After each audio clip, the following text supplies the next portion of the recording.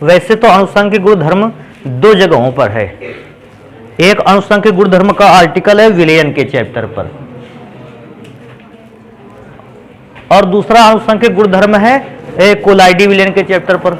अच्छा, ये बात समझने लायक भी थी कि कोलाइडी भी विलयन तो एक प्रकार का विलयन ही है, तो अनुसंख्यिक गुणधर्म तो यहां भी आएंगे। और जैसे ही हमारे सामने हेडिंग आ जाती है, कहता है अनुसंख्यिक गुणधर्म क्या होते हैं, तो बेटा बड़ी आसान सी बात है, पदार्थ के आप केवल उन गुणों को पढ़ने जा रहे हो जो गुण उस पदार्थ में उपस्थित अणुओं की संख्या पर निर्भर करते हैं। अगर आप उस पदार्थ के अणुओं की संख्या को चेंज कर देते हो तो पदार्थ के गुणों में भी परिवर्तन आ जाता है। तो बेटा सबसे पहली बात तो यही बतानी होगी आखिर अनुसंख्यिक गुणधर्म होता क्या है। किसी भी पदार्थ के बहुत सारे गुण ऐसे होते हैं जो अणुओं की संख्या पर निर्भर नहीं करते हैं, लेकिन बेटा किसी पदार्थ के बहुत सारे गुण ऐसे भी होते हैं जो उस पदार्थ में पाए जाने वाले अणुओं की संख्या पर भी निर्भर करते हैं। क्योंकि पिछले चैप्टर पर एक विलयन चैप्टर था, हम लोगों ने पढ़ा था। मैं अगर पूछ सकता हूं आप लोगों से तो यही पूछ सकता हूं, क्वथनांक अनुसंख्यिक गुणधर्म है या अनुसंख्यिक गुणधर्म नहीं है? जानते हो, क्वथनांक अनुसंख्यिक गुणधर्म नहीं है, क्योंकि अगर जल का क्वथनांक 100 डिग्री सेल्सियस है, अगर आप जल कम मात्रा में भी लेते हो, जल के अणुओं की संख्या कम रखते हो, तो भी उसका क्वथनांक 100 डिग्री सेल्सियस ही है। अगर आप जल की मात्रा को बढ़ा लेते हो तो भी बेटा अणुओं की संख्या बढ़ जाने पर भी उसका क्वथनांक 100 डिग्री सेल्सियस ही रहने वाला है। अर्थात पदार्थ की मात्रा को कम और ज्यादा कर देने पर भी आप उसके क्वथनांक को बदल नहीं पाए, यह अनुसंख्यिक गुणधर्म नहीं है। लेकिन इसी पर अगर बात की जाए, एक और आर्टिकल आता है क्वथनांक में उन्नयन। क्वथनांक में उन्नयन एक प्रकार का अनुसंख्यिक गुणधर्म है। परासरण दाब आपने पढ़ा था, यह भी अनुसंख्यिक गुणधर्म है। हिमांक में अवनमन आपने पढ़ रखा है, यह भी अनुसंख्यिक गुणधर्म है। और आज भी हम लोग कुछ ऐसे गुण पढ़ेंगे जो अणुओं की संख्या पर डिपेंड करते हैं, अणुओं के साइज पर डिपेंड करते हैं। लेकिन उससे भी पहले इस बात को पढ़ेंगे कि अनुसंख्यिक गुणधर्म होते क्या हैं। तो इसको लिख भी लेते हैं क्योंकि आसान है, बहुत ज्यादा समझाने की जरूरत है नहीं। लिखते हैं, किसी विलयन में उपस्थित वे गुण, या ऐसा भी लिख सकते हैं किसी विलयन में पाए जाने वाले वे गुण, किसी विलयन में उपस्थित वे गुण जो विलयन में उपस्थित बेटा अब इस जगह पर आप कह सकते हो विलेय, और अगर कोलाइडी विलयन है तो फिर आप विलेय नहीं कह सकते, आप जानते हो फिर क्या कह सकते हो? परिक्षिप्त प्रावस्था।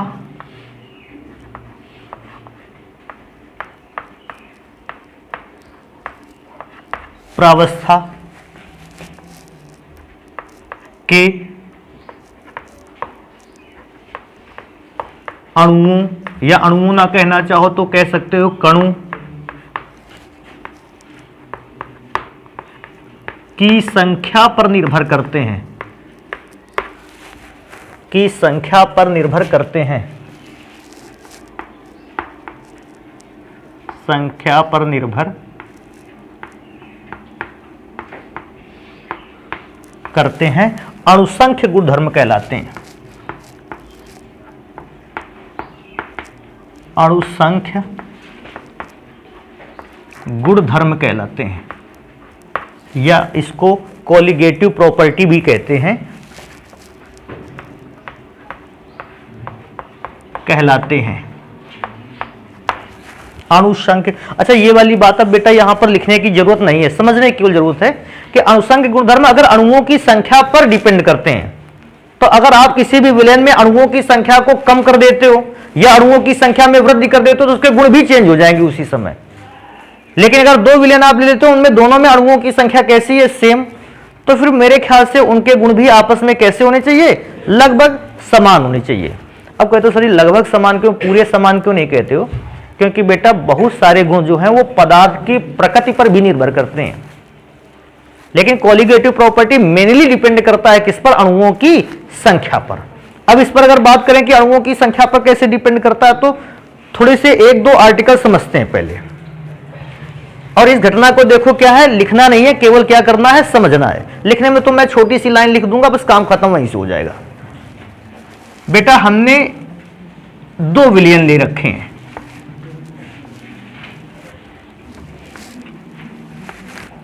अब 2 विलयन रखने के लिए मैंने 2 पात्र बना लिए। इस पे बेटा मैंने 1 लीटर जल को भर रखा है, तो मैं यहां लिख देता हूं 1 लीटर क्या रखा है? जल।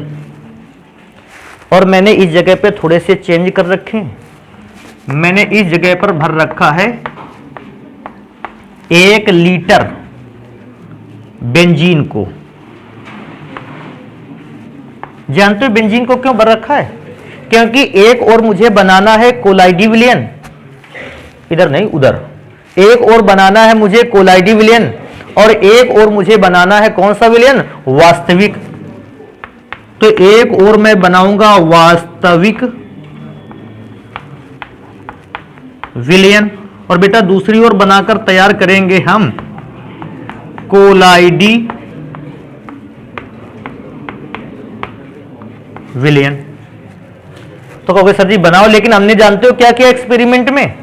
हमने नमक की जितनी मात्रा यहां पर डाली, NaCl का जितना अमाउंट मैंने यहां पर डाला, मैंने NaCl का उतना ही अमाउंट यहां पर डाला। आप NaCl की जगह पर किसी दूसरे पदार्थ के भी कोलाइडी विलयन को बना सकते थे, ऐसा जरूरी नहीं था कि आप कह दो सर जी जबरदस्ती है क्या NaCl का कोलाइडी विलयन बनाया जाए। नहीं भैया, किसी दूसरे भी कोलाइडी विलयन को बनाया जा सकता है। ये तो आप जिस माध्यम से समझ जाते वही बेटर रह जाता है मेरे लिए। अच्छा, आपको ये बात पहले से पता है कि NaCl जब जल में घुलता है कौन सा विलयन बनाता है? वास्तविक।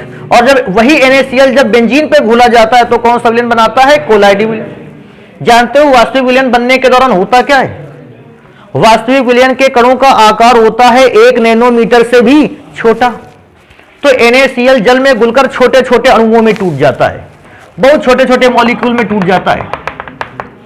जैसे मैंने मान लिए कि NaCl छोटे छोटे अणुओं में टूटा है, इसने जल में घुलकर इकाई, दहाई, सैकड़ा, हजार, 10,000, लाख, 10 लाख 10 लाख अणु बनाए हुए हैं। बेटा NaCl जब बेंजीन में घुला होगा उसने भी 10 लाख अणु ही बनाए थे, लेकिन कोलाइडी विलयन देखो 10 लाख अणु बनाए।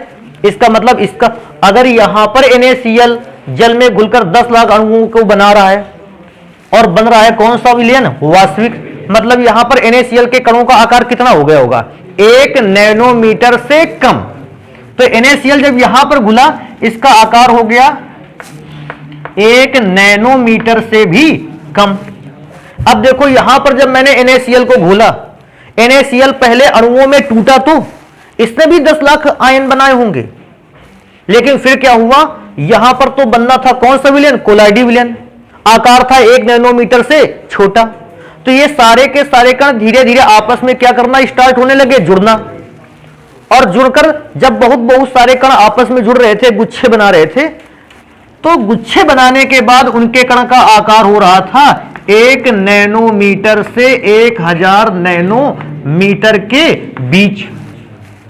लेकिन ये जो कण बना है क्या ये एक मॉलिक्यूल के द्वारा बना है? नहीं, एक मॉलिक्यूल के द्वारा तो आकार 1 नैनोमीटर से छोटा ही आता था। कोलाइडी विलयन बनाने के लिए NaCl के कई मॉलिक्यूल आपस में क्या हो गए? जुड़ गए। और जब कई मॉलिक्यूल आपस में जुड़कर तैयार हुए तो इसका मतलब यहां पर आकार बड़ा हो गया और बनकर तैयार हुआ कोलाइडी विलयन। आप जानते हैं इस घटना पर क्या हुआ? अगर यहां 10 लाख अणु थे, क्या अब यहां 10 लाख अणु बचे होंगे? नहीं, बने तो 10 लाख अणु थे, लेकिन वो सब आपस में जुड़ने लगे, बड़े आकार का कोलाइडी कण बनाने लगे।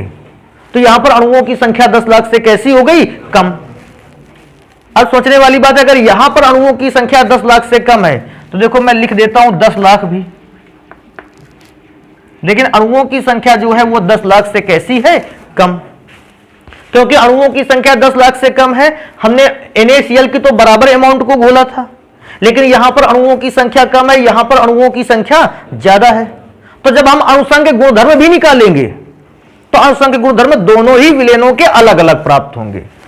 तो एक सबसे पहला यहां तो क्वेश्चन का आंसर निकल करके आता है, या ऐसा क्वेश्चन बनकर के आ जाता है, आप ऐसा सोच सकते हो कि कोलाइडी विलयन में, समान सांद्रता के कोलाइडी विलयन में और उसी समान सांद्रता के वास्तविक विलयन में से क्या अणुसंघ के गुणधर्म दोनों के समान होते हैं?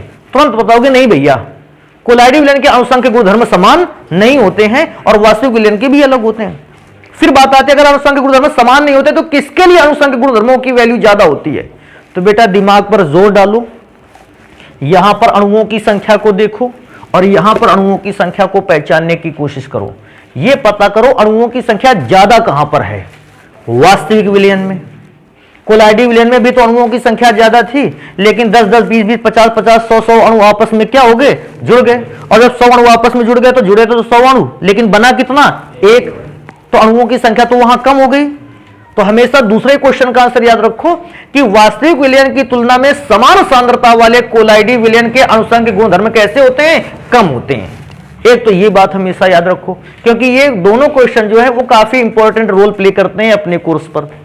तो अणुसंघ के गुणधर्म वास्तविक विलयन और कोलाइडी विलयन के समान होते हैं? नहीं। किसके अणुसंघ गुणधर्म ज्यादा होते हैं, किसके अणुसंघ गुणधर्म में कमी होती है? तो भैया वास्तविक विलयन के अणुसंघ गुणधर्मों में अधिकता होती है और उससे कम वैल्यू पाई जाएगी कोलाइडी विलयन के अणुसंघ के गुणधर्म। कहेगा सर जी एक बात हमको थोड़ा सा एग्जाम्पल पर लेके चले जाते। वास्तविक विलयन का परासरण दाब अधिक होगा और कोलाइडी विलयन का परासरण दाब कम होगा।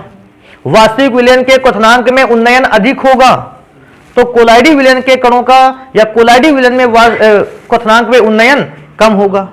हिमांक में अवनमन इसके लिए ज्यादा होगा और उसके लिए हिमांक में अवनमन कैसा हुआ, कम। जितने भी अणुसंघ के गुणधर्म है वो सारे के सारे अणुसंघ के गुणधर्म इसके लिए अधिक और इसके लिए कम। तो मैं इससे एक अंदाजा लगा सकता हूं कि अणुओं की संख्या के आधार पर गिने जाने वाले गुण दोनों के लिए ही कैसे होते हैं, अलग अलग। कहने का मतलब है मेरे, कुछ काम ऐसे हैं जो कोलाइडी विलयन, सॉरी उधर है कोलाइडी विलयन, जो कोलाइडी विलयन कर सकता है लेकिन वास्तविक विलयन नहीं कर सकता, और कुछ काम ऐसे हैं जो वास्तविक विलयन कर सकता है, कोलाइडी विलयन नहीं कर सकता है। तो जानते हो, अब हम लोग इसी बात को पढ़ेंगे कि आखिर कौन कौन से ऐसी घटनाएं, ऐसे कौन कौन से काम हैं जो वास्तविक विलयन नहीं कर सकता बल्कि कौन सा विलयन कर सकता है, कोलाइडी विलयन। तो उस पर कुछ घटनाएं निकल कर आती हैं जिसे मैं आपको सुनाऊं। अगर पहली घटना, ब्राउनियन मोशन कोलाइडी विलयन पर देखा जा सकता है। कहोगे क्या इनमें ब्राउनियन मोशन नहीं होता है? होता है, लेकिन इन पर आप सामान्य रूप से देख नहीं सकते हैं। दूसरा, टिंडल इफेक्ट। टिंडल इफेक्ट वास्तविक विलयन पर आपको प्राप्त नहीं होगा, हां लेकिन कोलाइडी विलयनों पर आपको प्राप्त होगा। एक और इफेक्ट है या एक और गुण है जो आपको वास्तविक विलयन पर प्राप्त नहीं हो रहा बल्कि कोलाइडी विलयन पर ही प्राप्त होगा, वैद्युत कण संचलन। यह भी आपको प्राप्त अगर होगा तो वो कहां पर प्राप्त होगा, कोलाइडी विलयन पर। एक और गुण है, अगर इसी में रेंज में अगर आज आगे चलता हूं, स्कंदन। स्कंदन होने का गुण वास्तविक विलयनों पर नहीं होता, लेकिन स्कंदन होने का गुण कोलाइडी विलयन पर होता है। तो देखो, अणुसंघ के गुणधर्म के आधार पर इतने गुण वास्तविक विलयन पर नहीं पाए जाते, लेकिन इतने गुण कोलाइडी विलयन पर पाए जाते हैं। और अभी तक का मेरा जो अंदाजा रहा है, इंटरमीडिएट के बोर्ड एग्जाम में अगर इनसे हटकर कोई क्वेश्चन तो आता ही नहीं। मतलब मेरे कहने का अर्थ ये, इनसे जरूर एक क्वेश्चन मिलता है आपको। कौन कौन से आर्टिकल से? ब्राउनियन मोशन से, टिंडल इफेक्ट से, वैद्युत कण संचलन से, और एक था स्कंदन। इससे आपको इनमें से एक क्वेश्चन तो ज्यादातर मिलता ही मिलता है।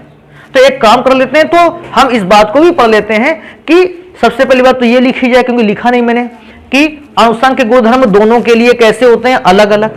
किसके लिए अधिक होते हैं? वास्तविक विलयन के लिए अधिक, कोलाइडी विलयन के लिए कम।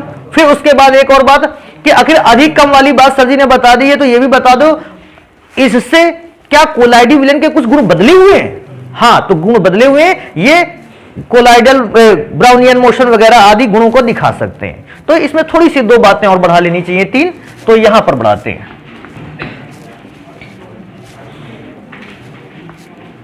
क्या लिखेंगे? समान सांद्रता पर समान सांद्रता पर वास्तविक विलयनों एवं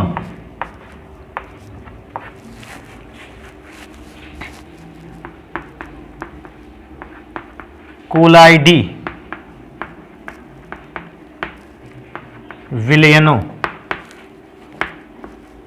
के अणुसंख्य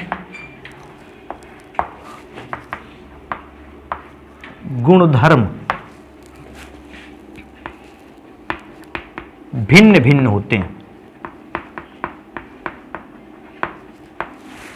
एक बात और लिखेंगे कि नॉर्मली अगर सांद्रताएं समान रखी जाती हैं तो वास्तविक विलयन के अणुसंख्यक गुणधर्मों का जो मान आता है वो ज्यादा आता है वास्तविक एक और कोलाइडल सॉल्यूशन की अपेक्षा। तो एक और लाइन लिखेंगे, समान सांद्रता पर वास्तविक विलयन, समान सांद्रता पर वास्तविक विलयन के